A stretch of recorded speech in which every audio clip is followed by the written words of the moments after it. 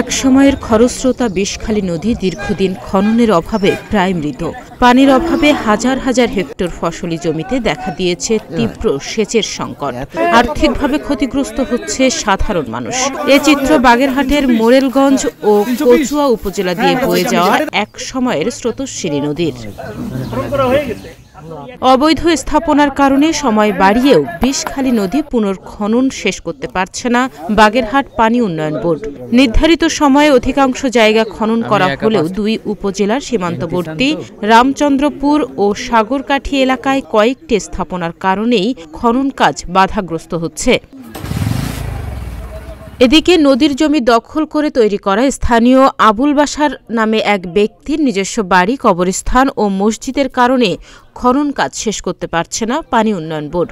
তবে সকল বাধা উপেক্ষা করে সঠিকভাবে সিএস রেকর্ড অনুযায়ী খাল খননের দাবি জানান এলাকাবাসী।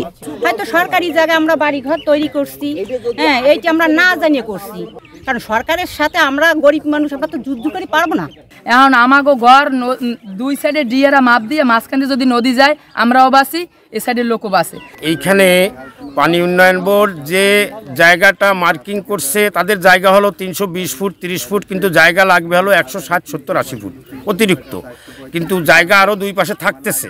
থাকা সত্ত্বেও এইখানে কিছু কিছু অসাধু ব্যক্তি আছে মসজিদ এবং বাড়িঘর তৈরি করে তারা এই খাল খননের ঝামেলা করতেছে। আমাদের সমস্যা হচ্ছে এই যে নদীটা কাটতেছে, তো আমাদের ওই ঘরগুলো বেঁধে যাচ্ছে, সরকারি ঘর আমাদের থাকার জন্য দেওয়া হয়েছে। এখন আমাদের ওই ঘরটা ওখান থেকে যদি ঢালও নেওয়া হয় তাহলে ঘরগুলো থাকবে না, ভেঙে পড়ে যাবে। কচুয়া থানায় সরকারে 19 খান ঘর দিচ্ছে, কিন্তু এই এখন খাল নদী খনন হচ্ছে। এই নদী খননে মনে করেন আমাদের একটু সমস্যা হতেছে।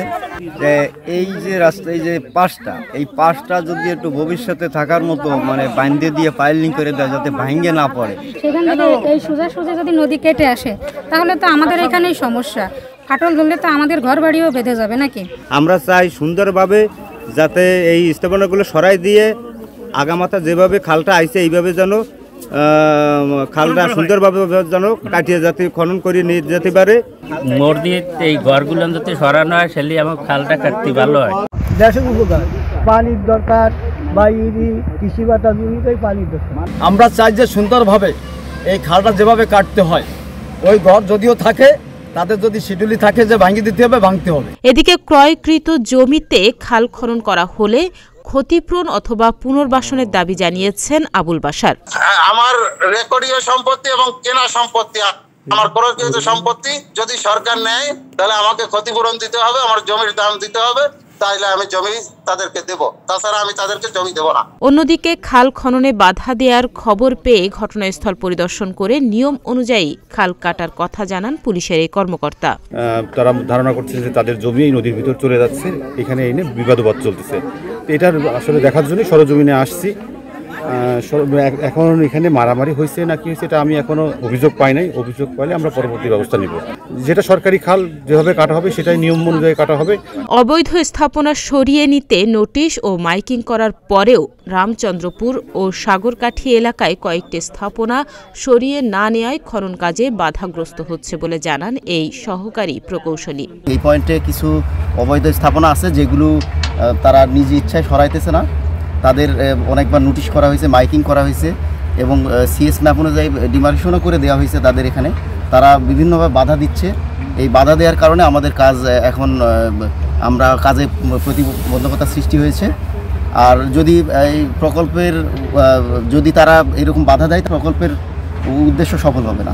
পানি উন্নয়ন বোর্ডের নির্বাহী প্রকৌশলী জানান, নির্দিষ্ট সময়ের মধ্যে অবৈধ স্থাপনা সরিয়ে না নেওয়া হলে আইন অনুযায়ী উচ্ছেদ সম্পন্ন করে খাল খনন করা হবে। যখন সে জানতে পারলো যে এখানে বিষখালী নদী পুনঃখনন করা হবে, ঠিক তখনই সে ওখানে একটা মসজিদ, খুবই সেন্সিটিভ একটা ইস্যু, মসজিদ তৈরি করছে। সে একটি ব্যক্তিগত বাড়ি তৈরি করছে যাতে পরবর্তীতে আমরা উচ্ছেদে গেলে সেটা না করতে পারি।